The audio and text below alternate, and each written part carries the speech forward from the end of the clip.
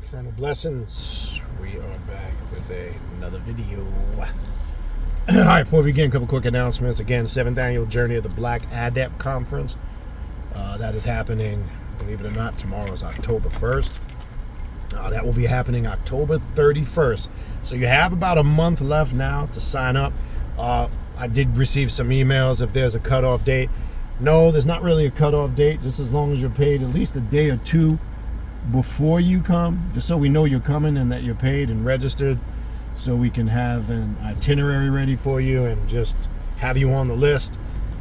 So no, there isn't technically a cutoff date, as long as you're paid before you show up, really. So I'll just put it that way. That's the best way I could put it. So you have up until the day you show up. I try to work with people. Just, you let me know. So no, there is no specific cutoff date. You can sign up and register now. Again, October 31st to November 3rd here in Fort Lauderdale, Florida. A 4-day event beginning with a opening ritual on Thursday evening at the graveside. And then followed by a meet and greet at Dandy Donuts. That'll kick off our meet and greet and open our conference. And then on Friday and Saturday, we have classes, workshops, and presentations from 9 a.m. to 4 p.m. Then we return later in the evening on both nights to do a group ritual, followed by a group dinner. And then on Sunday from noon to 4 p.m., I'll be doing a question and answer class on the final day of the conference. All right? You can, again, email me. I'll send you the information on how to sign up or register. You can attend virtually, too. Just shoot me an email and specify which one you want information on at knum19@gmail.com. That's knum19@gmail.com. All right, if you're interested in a spiritual reading or a consultation, I offer various different readings, telepathic demonic readings, shadow work readings, which is always a great thing to do. Shadow work is continual. A great reading to do if you need a specific sense of direction. A shadow work reading identifies exactly what's going on around you and what you're dealing with, and it just gives you a sense of direction when it comes to doing your ritual work. All right, deity readings to see what gods, goddesses, demons, spirits walk with you. Egyptian oracle readings, or maybe you're just interested in a spiritual consultation. People use that. Sometimes they use that hour session just to ask me a bunch of questions they have already prepared. Some people use it to focus on specific areas of the path. Some people use it to focus maybe on a specific thing that's going on in their life. All right, shoot me an email, knum19@gmail.com. Please specify in your email the time zone you're in, and please specify your full weekly availability, all right? And I'll reach out to you, and we'll set a date up that works for both of us, all right? Also, if you want to sign up for classes, the number one email I get, Baniti, how do I sign up for the classes? I know you do classes. How do I do it? This, that, or the third. Real simple. Go to the Primordial Chaos Patreon page, patreon.com/Baniti, BANITI, Tier 3. Tier 3 gives you access to the 3 private classes I do every month on Patreon, including the group ritual that we do at the end of the month as a family. And it also gives you access to everything in the archives when you join. You don't just get access from the day you join moving forward. If you would like to see every ongoing class right now, you can see that for free. Just go to the Patreon page, patreon.com/Baniti. Click the collections. You'll see a section that says collections. You'll see all the classes labeled, archived in numerical order, and that's what you have access to, right? You have access to everything you see there when you join Tier 3 and above, okay? So check it out, patreon.com/Baniti, BANITI, Tier 3. I guarantee you won't be disappointed, all right? Also, don't forget to check out all the social media pages.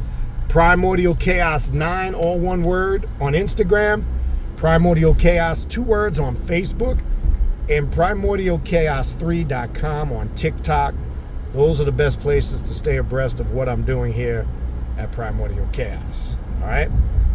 Also, don't forget to check out the Primordial Chaos podcast, available on Spotify and all major podcast platforms. The direct link to the podcast, my contact email address, the social media pages, the direct link to the Primordial Chaos Patreon page to sign up for classes. All of those links are in the description box of this video that you're watching right now.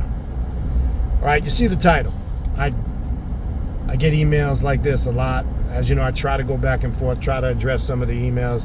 So I have a practitioner who is fairly new on this path and came from Christianity / Catholicism, and has some questions and clarification, because as you know, sometimes when you transition on this path, other people find out from your previous religious path or spiritual path, they got questions for you, and you have questions for them.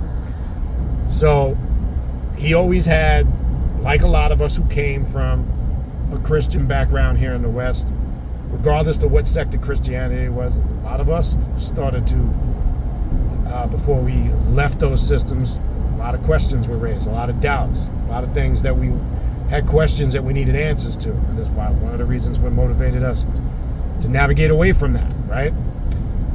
But his question specifically was, is the biblical Genesis story, is that the beginning of creation? Creation of the planet and creation of humans, life form? And the answer to that question is very simple. Absolutely not. You're not reading what they're trying to label, let me say that, and classify as the beginning. That's a mistake. There's no such thing as a beginning, because when you put time frames on something, existence is just that, to exist. And I know that sounds like mumbo jumbo, but it's the only way it can be explained from a three-dimensional perspective. But there's many clues and there's many quotes in the Bible that validate, prove, and will open your eyes that this definitely is not the beginning. First of all, the word Genesis in Hebrew, Bereshith, means to reconstruction. Bara, to reconstruct. So the book alone tells you that to reconstruct something, number one, is to fix something, redo something that was already there. So you're reading a story about a reconstruction period. So keep that in mind. Just from the title of the book alone, right? It has nothing to do with the beginning, okay? Now, when you go into the very first chapter, Genesis leaves a lot of clues that this is picking up from another period or era, and I'm going to explain what that exactly is, right?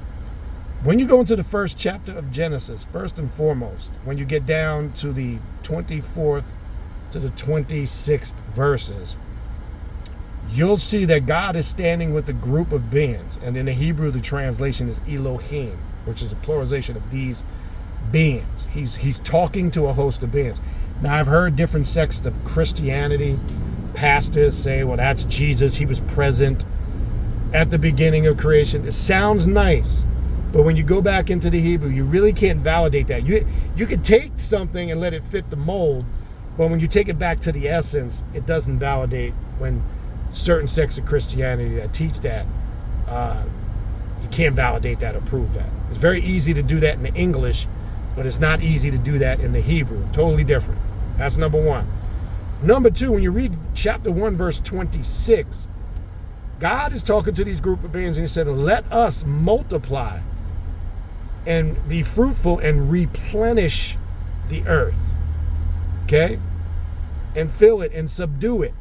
So he's talking to these group of beings, and he's telling them at this so-called present moment in the biblical story of creation, he doesn't say, let's create something from scratch or new. He says, let's replenish the earth, as if something happened that unplenished it. And the word replenish, you'll see the word mole, to refill, to replenish. Okay? As I said before, when you're in a restaurant and your drink runs out, your water, your juice, your soda, or whatever, you ask the waiter or the waitress for what? A refill. Can you replenish my glass of water? Can you replenish my glass of juice, etc.? Which is confirmation of what? That there was contents in that glass prior. Keep that in mind when you're reading that Genesis story. So they're replenishing something that was already there. Now you're reading about a period, our planet, and you can study this through basic earth science, has been struck by meteorite showers through the course of history. You go back to the age of the dinosaurs. Some scientists, you can pull up information, say that dinosaurs became extinct because of our planet being struck by meteorites. So there's been many replenishing periods. I want to make that clear. Okay? There's not just been one, there's been several. Earth science and the history of our planet dictates that. You can go research that. That's basic science. The Genesis story, or the reconstruction story, is picking up from one of those replenishing periods. Okay? So this is not the beginning as they teach in monotheism. Islam, Christianity, and Judaism believe the biblical and Quranic creation story is the very beginning of the origin of our planet and the origin of human beings. It's not. Okay? It's picking up from one of the many replenishing periods.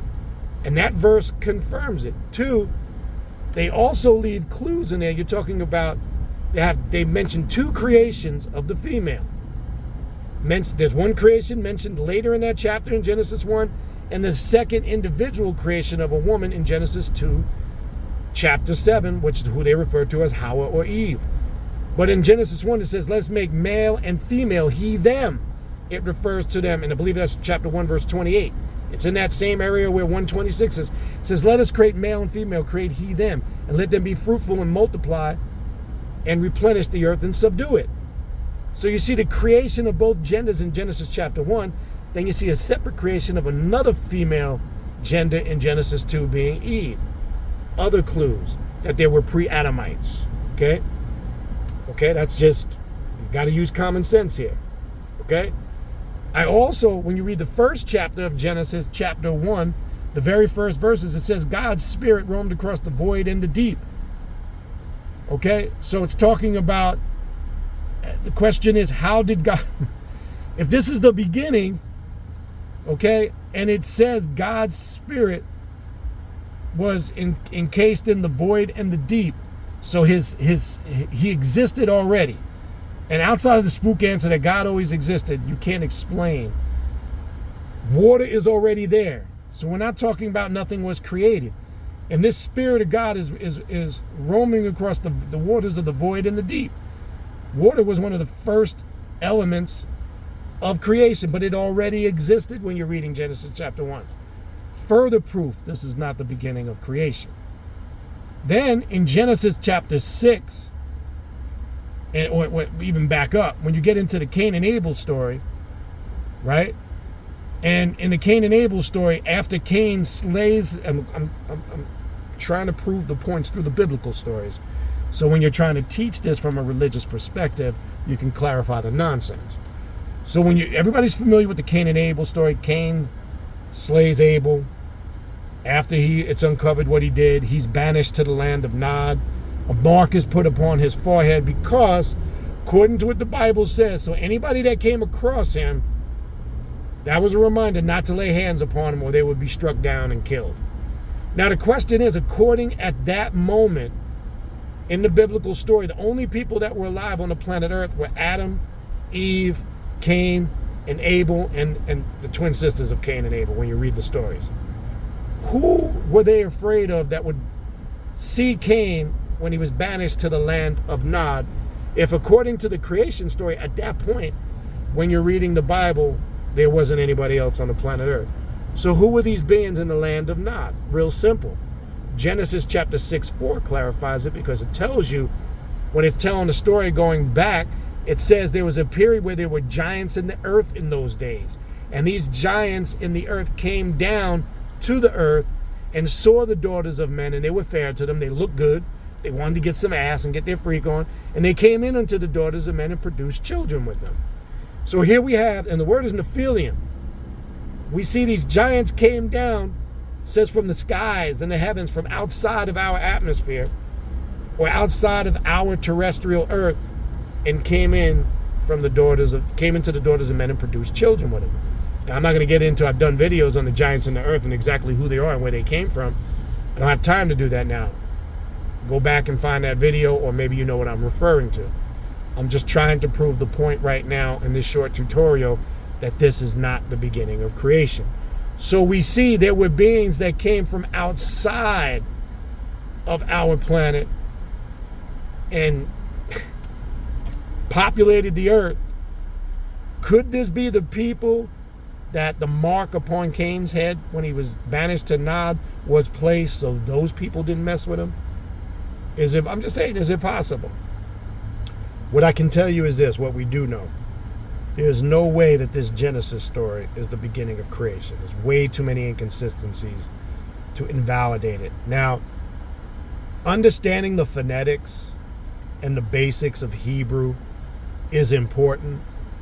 If you're reading the Bible and understanding Aramaic, understanding Greek, I'm not saying you have to be a linguistic scholar. I'm not saying you have to speak it fluently, but when you're a researcher and a studier, and as I said, the Blue Online Study Bible is a free tool. You can literally have the complete translation to compare it with your English translation, have your copy in front of you, look at the copy on the screen. See, they don't want us to take the time doing that because this is why they constantly go back and revise the Bible. Because if you look at the original 1611 King James Version and you look at the more modern translations that have come after the fact, like the New International King James Version, they had to retranslate it. They changed a bunch of shit, right? You have the Cloverdale Bible, the Tyndale Bible. You have the Catholic Study Bible, called the New American Bible. You have the New Jerusalem Bible. There are differences in the way certain quotes and certain things are translated, which creates confusion because those translations can change the meaning of those quotes very severely. So the question is, there's confusion amongst the so-called Word of God, where men feel like they have to constantly step in and do revised translations because apparently they feel like God didn't know what he was saying. I don't know. But I'm just saying you have to factor all these things in. So when you're reading the Bible, the Genesis story, and it says in the beginning, right? In the English, that's going to create confusion. To the ignorant, to the person who's asleep and who accepts and just operates on faith and belief only, and that's it, which is pure ignorance, they're going to accept that as being in the beginning. But the reality is, monotheism only goes back 6,000 years. So here poses another question. If we look at the religion of what they call Judaism, it goes back just a little bit over 6,000 years. That's the oldest of the three monotheistic major world religions. The second being Christianity, which Christianity goes back a little bit over 2,000 years. And then the baby of them all, the baby brother, the newbie on the block, being Islam, which was the last of the major three world monotheistic religion, which is just a bit over 1,400 plus years old. Okay? Now, we know the existence, and people always debate this. We know the existence and the creation of humans goes way beyond 6,000 years. Okay? Way beyond 6,000 years. They've found archaeological evidence through carbon and fossil dating, the character of the bones of the woman they found in Africa called Lucy goes back eons, millions to billions of years prior to religion. I believe 1.5, if I'm not mistaken. Regardless, I could be off on that. Research it, but it goes back a long, way before monotheistic religion. So we find that there's no way this could be the beginning of creation story. Number two, which is critical and which is very important to consider when looking at the facts and the origin, when you're talking about quote unquote a beginning, okay? As I told you, that's not what we embrace on this path because we deal with what? Cyclical or cycle time, not linear time. See, linear time is used as a tool to mentally enslave you and trap you because linear time goes with that beginning and that whole end thing, okay? And that creates confusion in the mind of an individual because when they stamp it there, then you get caught up in the narrative of this quote-unquote beginning and end. Just because it says that there in English, do deeper research and you'll find that's not what it was saying. Now, the last thing I want to run through to go to show you Islam, Christianity, and Judaism, right, as taught today, couldn't have been the way of life prior to the law of Moses. To show you how religion comes way after the fact, okay? So, for an example, were men, human beings, always praying to some God in the sky or to some creator? And the answer is no. Because the first place you find prayer mentioned is when there's a character called Seth, which means compensation. He was the compensation for Adam and Eve losing Abel. That was their compensation or replacement by God, according to the biblical story. I'm telling this. I'm not trying to tell it as if I believe it. I'm saying if I'm dialoguing the biblical contents, I have to speak from that perspective. So it says Seth gave birth to a son called Enos, E-N-O-S, sometimes E-N-O-S-H, which means mortal. So we see mortal. This was the first what we call mortal being that's born physically on the planet, because it says in Genesis chapter 4, verse 26, then men began to call upon the name of the Lord or God. And it started with Enos. Coincidence that his name means mortal or human? So the question was, who were the people prior to Enos praying with, and who were they? I'm not going to answer that because that's a whole nother class in itself, but just to give you some food for thought.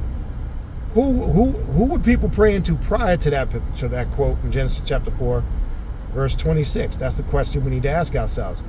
And what were the people, the prophets from Abraham on up, till you get to the time of Moses when he received the law? They couldn't have been referred to as Hebrews, right? Because that first title comes, it was described as an action in Genesis chapter 14, verse 13, when Abraham is crossing the Tigris-Euphrates River. The Canaanites referred to him as Ebrei, one who crosses over. It described an action. It's not a nationality, it's not a race. It's the first place you see the word Hebrew in the Bible, in the 14th chapter of Genesis.